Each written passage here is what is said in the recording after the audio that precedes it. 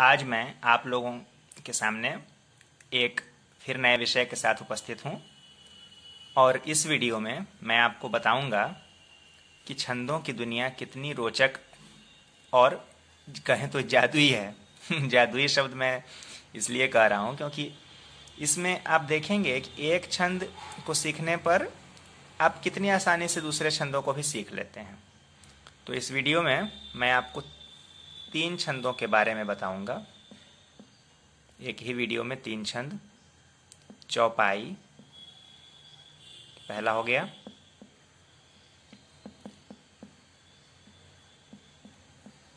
चौपई ये दूसरा हो गया, और आल्हा छंद ये आपका तीसरा हो गया। अब देखिए इन तीनों में जादू होता कैसे है वो अब देखिए। आइए सबसे पहले बात करते हैं हम चौपाई छंद पर। चौपाई छंद से आप सभी लोग परिचित हैं। रामचरितमानस, हनुमान चालीसा सभी चौपाई छंद में ही हैं। बीच बीच में दोहे आदि दिए गए हैं, लेकिन जो मूल जो ये ग्रंथ हैं वो चौपाई पर ही है। तो चौपाई छंद जो होता है, इसके शिल्प की हम बात करें तो ये 16-16 मात्राओं का छंद है। इसका हर एक पद 16 मात्राओं का होता है। और चौपाई में दोहे की तरह चरण नहीं होते। मतलब जैसे दोहे में होते हैं ना, एक पद में 2 चरण, फिर दूसरे पद में 2 चरण, कुल 4 चरण हो जाते हैं। तो चौपाई में ऐसा कुछ नहीं है। उसमें हर एक पद 16-16 मात्राओं का ऐसे चलता जाता है। ठीक है, पहला पद, दूसरा पद 16 मात्राओं का, फिर तीसरा पद आएगा वो भी 16 मात्राओं का, फिर चौथा आएगा वो भी 16 मात्राओं का, और 2-2 पदों में तुक रखना है। ये 2-2 पदों में। अब ये जो 16 को साधने का क्रम है, तो बता दूं कि चौपाई की लय आपने सुनी भी है, कितनी प्यारी मधुर लय होती है। तो इसी हिसाब से ये जो 16 मात्राओं का क्रम है, इसको हम 2 अष्टकलों में बांट कर देख सकते हैं। समझ लीजिए कि 2 अष्टकल को मिलाकर ये 16 मात्राओं को हमें पूरा करना है। अष्टकल बनाने का तरीका मैंने बताया हुआ है, आप प्लेलिस्ट में भी देख सकते हैं। इस वीडियो के डिस्क्रिप्शन में भी मैंने लिंक दिया है अपने वीडियो का, उसको भी आप देख सकते हैं। इसके अलावा डिस्क्रिप्शन में और भी छंदों के लिंक हैं, और छंदों के शिल्प से संबंधित वीडियो के लिंक भी उसमें हैं, आप वो भी देखिए अगर आप पहली बार ये वीडियो देख रहे हैं तो चौपाई छंद में 8-8 मात्राओं का, मतलब 2 अष्टकलों को मिला के हमको ये 16 मात्राएं पूरी करनी है। और जैसा कि मैंने अष्टकल बनाने का आपको तरीका बताया है, 3, 5, 2, 2, 2, 2 या फिर 4, 4, इनमें से किसी तरीके से आप अष्टकल बना सकते हैं। और इसमें कुछ खासियत नहीं है, मतलब इसमें ऐसा कुछ ध्यान नहीं देने की जरूरत है कि आप शिल्प को लेकर कि शंकित रहें कि हाँ कुछ बात आपको नहीं आ रही है, ऐसा कुछ इसमें नहीं है। बस इसमें यही आपको ध्यान देना है। तो और हाँ, एक बात और इसमें याद रखिएगा कि चौपाई का जो पदांत है ना, चौपाई जो के पद का अंत 2-1 से मत करिएगा, बिल्कुल भी नहीं।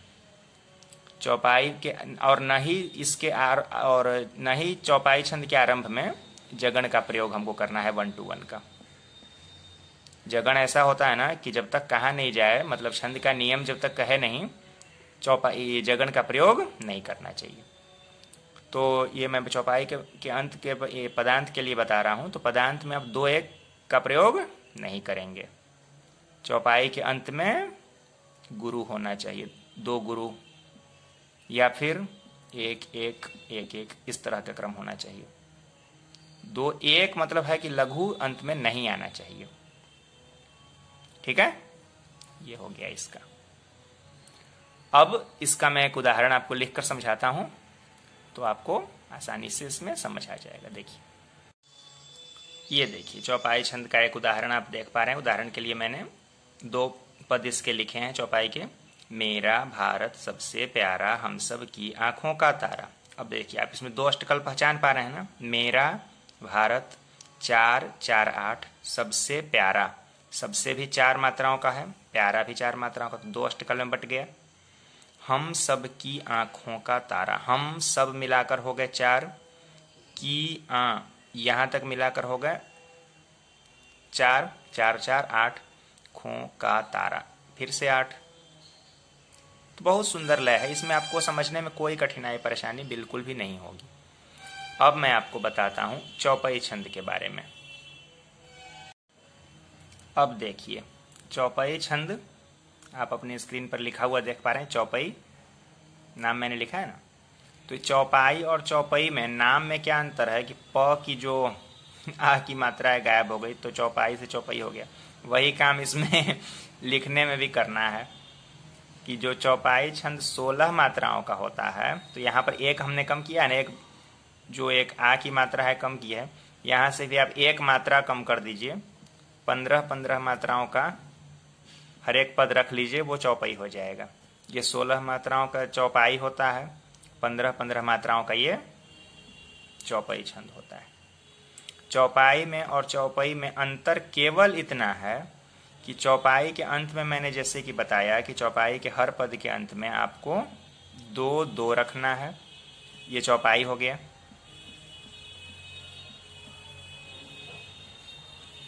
जो पदांत है आपका ये 2-2 से होगा तो वो चौपाई, और अगर वही पदांत 2-1 से कर दिया हमने, वो हो गया चौपाई।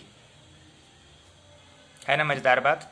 तो चौपाई सीखने के साथ आपने चौपाई छंद भी सीख लिया, और ठीक चौपाई की ही तरह 2-2 पद इसमें भी तुकांत होते जाते हैं। और ये पदों की कोई निश्चित संख्या, चौपाई छंद में आप 4 पद होते हैं, तो 4 पदों में 2-2 पद का तुकांत कर लीजिए। आप चाहें तो चारों पदों को भी तुकांत बना सकते हैं, कोई दिक्कत नहीं है। और चौपाई छंद जो है उसमें भी आपको यही काम करना है, लेकिन उसमें पदों की कोई विशेष संख्या निर्धारित नहीं है। आप चाहें तो 4 पर भी रोक दीजिए, अपने विषय के अनुसार आप ज्यादा भी लिख सकते हैं। ठीक है, तो ये हो गया आपको चौपाई। इसमें बाल रचनाएं भी खूब लिखी जाती है, मैंने भी लिखा है। अभी आपको एक उदाहरण दिखलाता हूं चौपाई का। देखिए, ये देखिए चौपाई छंद का उदाहरण। सबसे प्यारा मेरा देश, सुंदर है इसका परिवेश। कितनी सुंदर लय है ना।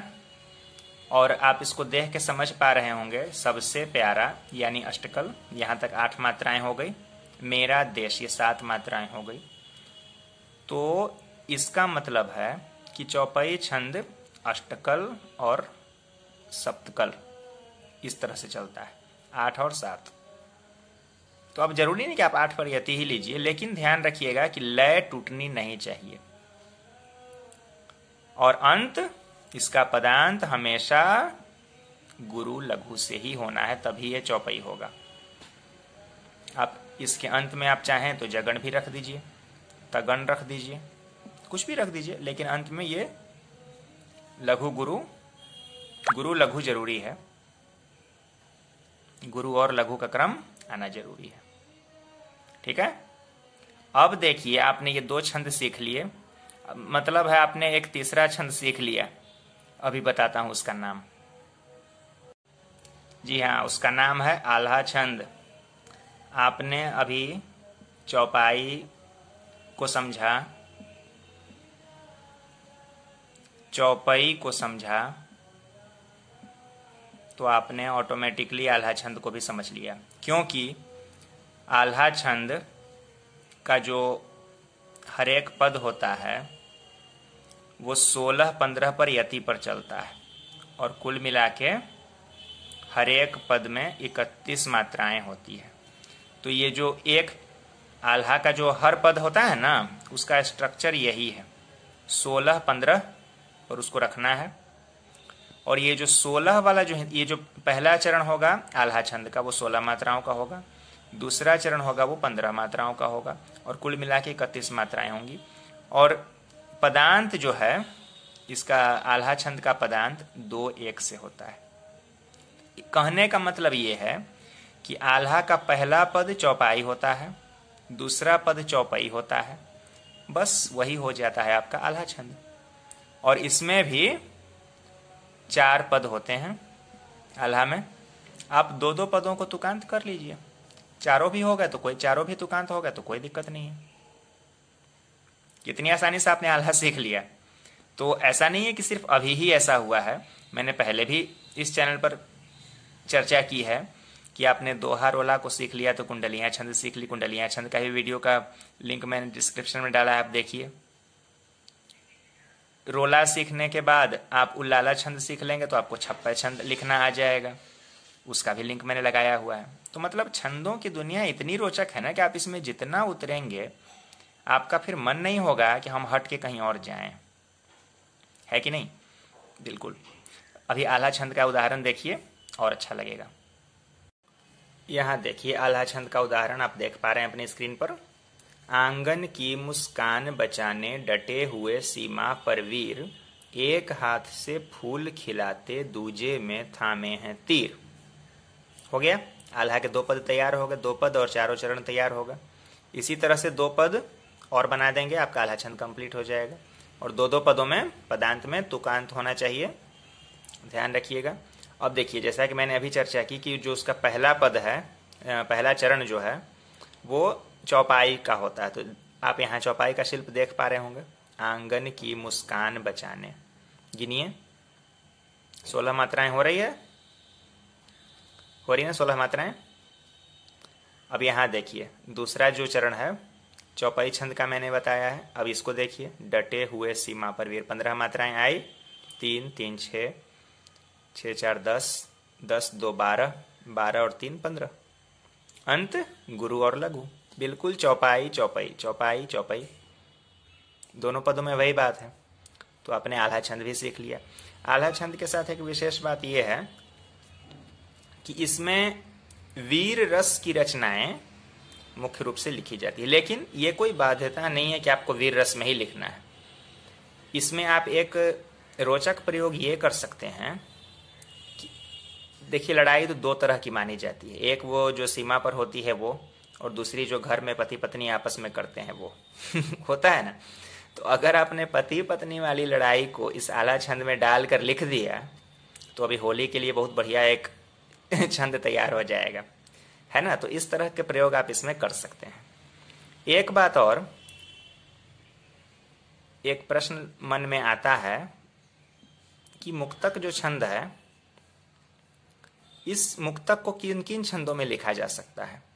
तो यही बताना चाहूंगा मैं कि मुक्तक को आप किसी भी छंद में लिख सकते हैं, उसके लिए कोई ऐसा बंधन नहीं है कि आप उसको दोहा शिल्प पर दोहा मुक्तक लिखें, रोला मुक्तक लिखें, किसी सवैया पर आधारित लिखें, या फिर गजल की किसी बहर पर लिखें, ये आपकी इच्छा पर है। लेकिन एक बात जो कि कभी कभी महसूस होती है वो ये है ना कि मुक्तक गजल के नज़दीक ज़्यादा जाती है। मुक्तक जो विधा है गजल के नज़दीक ज़्यादा जाती है।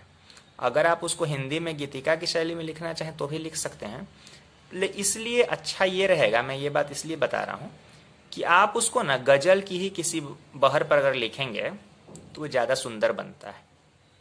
लिखने को किसी छंद में भी लिखा जा सकता है, लेकिन ये चूंकि गजल के नज़दीक ज़्यादा जाता है, इसका तरीका ऐसा है मुक्तक का कि बिल्कुल एक मतला जो होता है, मतला और शेर मिलाकर ये बना हुआ लगता है। तो इसलिए आप इसको गजल की किसी बहर पर ही लिखिए मुक्तक को, तो वो ज़्यादा अच्छा लगेगा और आपको कहने में भी, अपनी बात कहने में उसमें सरलता होगी। तो इस वीडियो में आपने देखा एक साथ 3 छंदों को मैंने बताया, आशा है आपको पसंद आया होगा। अगले वीडियो में हम फिर से किसी नए विषय पर बात करेंगे, ठीक है।